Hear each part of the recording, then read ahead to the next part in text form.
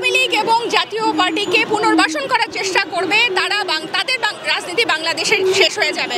ফ্যাসিস্টের বিরুদ্ধে, ফ্যাসিবাদের বিরুদ্ধে সবচেয়ে বেশি সরব ছিল, জেল খেটেছে এবং রাজপথে থেকেছে, গুলির মুখে সবার আগে তারা দাঁড়িয়েছে এবং তাদের নেতৃত্বেই কিন্তু এই গণ অভ্যুত্থান সংগঠিত হয়েছে। এই বাংলাদেশ ফ্যাসিস্ট মুক্ত হয়েছে। যেখানে তাদেরকে মাথায় করে রাখার কথা সেখানে তাদেরকে এয়ারপোর্টে নিয়ে আপনি আওয়ামী লীগের এই পুরনো দোসরদের হাতে, ফ্যাসিস্টের দোসরদের হাতে আপনি তাদেরকে ছেড়ে দিয়েছেন, তাদের নিরাপত্তাটা নিশ্চিত করেন নাই।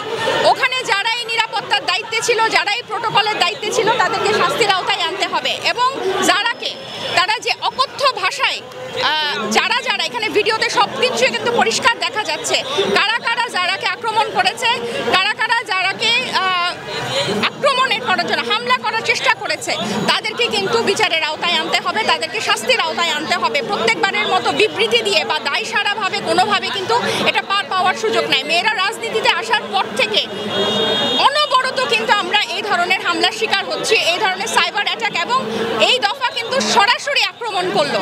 সবসময় আমরা এই ধরনের অ্যাটাক অনলাইনে দেখে থাকি এবং এই দফা কিন্তু সরাসরি এটা আক্রমণটা করলো এবং সরকার কিন্তু এই দায় এড়াতে পারে না। সরকারকে অবশ্যই এর দায় নিতে হবে এবং সেখানে কর্তব্যরত যে কনসুলেট জেনারেল আছে এমবেসিতে এবং ফ্যাসিস্টের যারা এখনো প্রশাসনে রয়ে গেছে তাদেরকে কিন্তু বিচারের আওতায় আনতে হবে।